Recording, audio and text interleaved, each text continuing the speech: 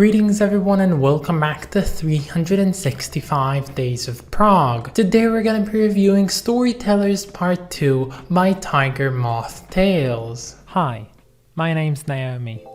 I'm an avid progressive rock fan, but I'm a long ways from knowing all the prog albums out there. But this year, I'm gonna give it a try. This is 365 Days of Prog.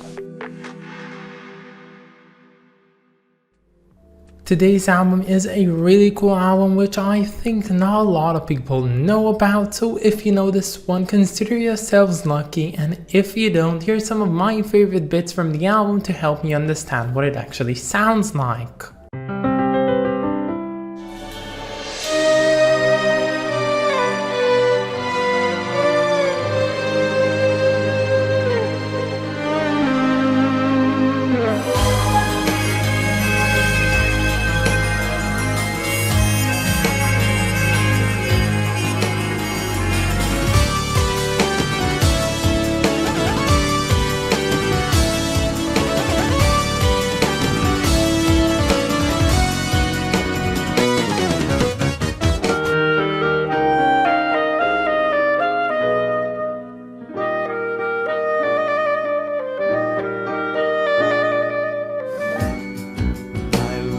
Just for a little joy, there's not much of that to be found around here. Other pig said quack, quack, quack, quack. No, that doesn't seem quite right. Oh, I'd just like to view your charming cottage. I definitely don't want to eat you in any way at all, especially not in a sausage. Oh. A little on the nose.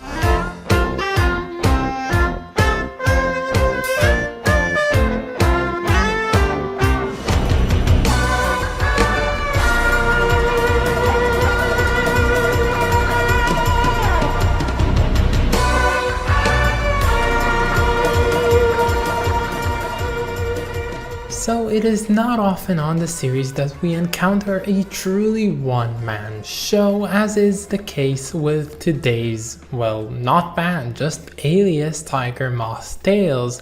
Progressive rock is just this type of genre that is known to be the culmination of brilliance by an amalgamation of people put together mostly in the form of a band. Now of course there are exceptions to this type of unwritten rule. We have Tubular Bells by Mike Oldfield, which was basically both composed, written, everything, and even performed by Oldfield himself, which is just amazing.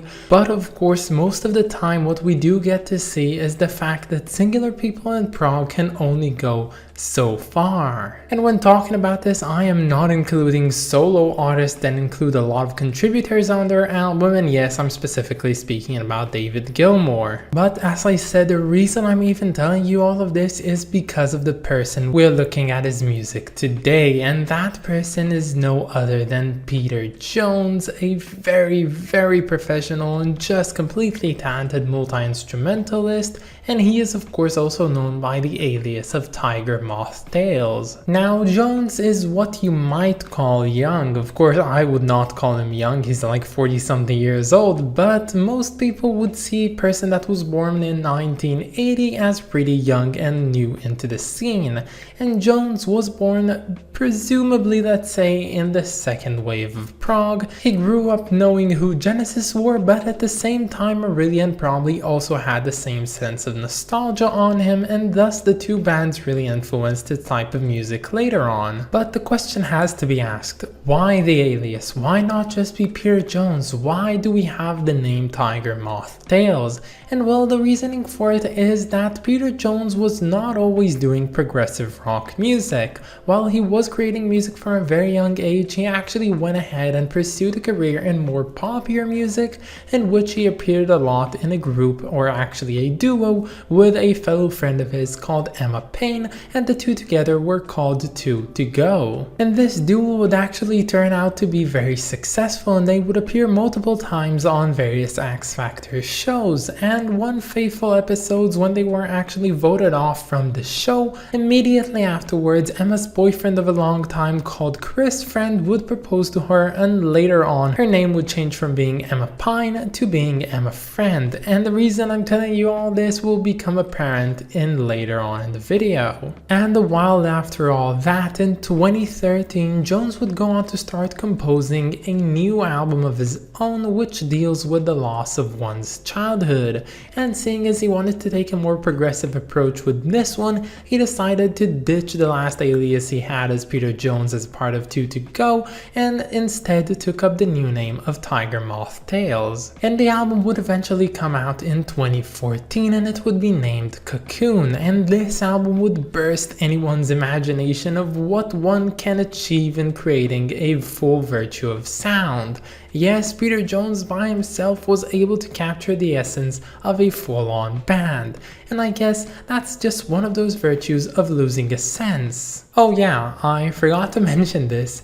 Peter Jones, he's actually blind. And now that you know this crucial part, see how everything just ties up. At a young age, unknown why, Peter would lose his eyesight, and thus he would distance himself from friends and the social world as a whole, and thus he would be very lonely in his childhood long time. And that would lead on to be the creation of his album Cocoon. And much like artists such as Stevie Wonder, the losing of one sense has managed to amplify the rest, and not being able to see has probably managed to make his hearing much better, and in return help him become a very successful musician. So yeah, that's the story of Tiger Moth Tales and Peter Jones. And now we move on to today's album called Storytellers Part 2, and for all of you interested, yes, there is a Storytellers Part 1, and it came out in 2015, and it's his sophomore album.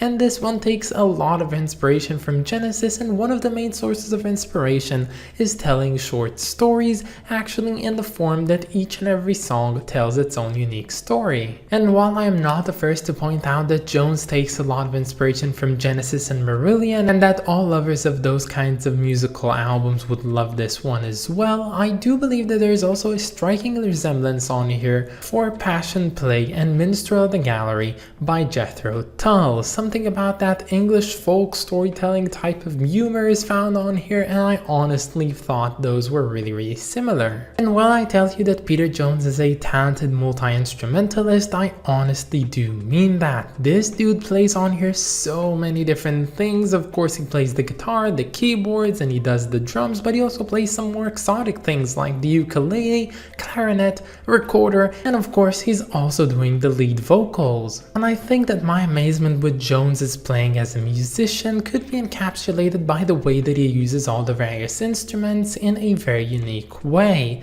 It doesn't seem like this dude just knows how to play one instrument very finely and he just mimics everything that he does onto the other instruments, but instead he performs them in the way that suits them most. So whenever you hear solo on the clarinet per se, it would never have been the same if it were done on the piano, and the same goes with, like, I don't know, the guitar and the clarinet and whatever. They are all self-tailored to the specific instrument he is playing. Now, the reason I even mentioned Emma Friend beforehand is because she does make an appearance on this album, and she actually makes multiple appearances on here with backing vocals. Now, I know that I said that this was a solo album, that Peter Jones is doing everything on here, but let's face it, he can't do what Emma is doing. She has her own unique voice, and he wanted to have her inside of the album for an additional effect, and I totally get that. But all other things, production, engineering, I don't know, studio work or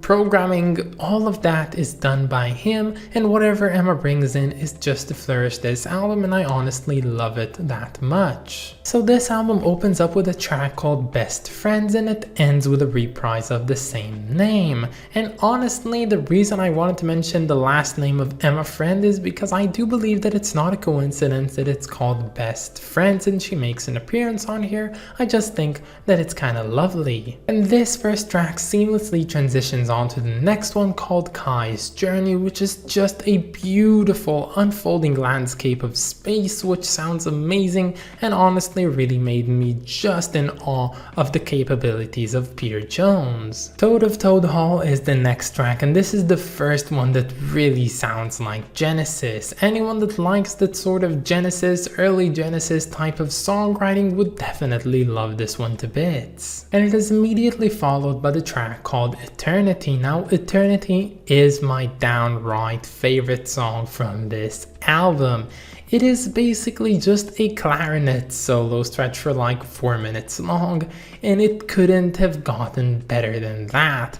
He plays the instrument so masterfully on here. I have no idea how someone who was originally trained on a piano just plays clarinet this good. This track is so swell, and the thing is, I know that it's not the most progressive one on here, but I just can't help the fact that I love it more than the rest. The Boy Who Cried Wolf is one of those songs which I just read its title completely wrong and now I feel absolutely stupid. And the track called Three Little Pigs is honestly my second favorite from here, and I would have chosen it as a favorite if only Eternity was not that good. This song tells a story and it's kind of a parody of all the Grimm fairy tales, and I love it to bits because it's such a funny song. Not often on this list do we actually get to hear very humorous types of songs. One of the main instances I can recall of a song that is very humorous that left an impression on me had to be with South of the Border by Beardfish, but from then we just kind of didn't hear anything like that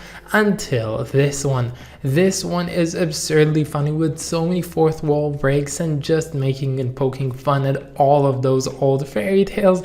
I love that to bits. So if you're listening to this album and you're listening to that one, just sit back, enjoy the story and laugh as it goes along. So yeah, there are other songs on this album which I didn't mention. I kind of just chose the ones that I wanted to speak about and had something very meaningful or not very meaningful to say about, to be honest. And yeah, this album was such a surprise and it left me with a huge grin on my face. It was just an uplifting album and I can't help to wait to listen to the first installment of the Storytellers duo basically. And when we look in the future at now and we try and think of the best singular artist that had a good solo career, I hope that we would look back and think of Peter Jones and Tiger Moth Tales. So there's something kind of off-putting when it comes to the cover arts of Tiger Moth Tales' albums. They do seem like they reside in the sort of uncanny valley between photorealistic images and crudely photoshopped images as well, which kind of make them all look not that professional. And you can crucify me for saying this, but I think that a major part of why they look like this is because Jones has never seen them. Unfortunately, being blind, there really is no way other than imagination to encapsulate the way that he knows how they look.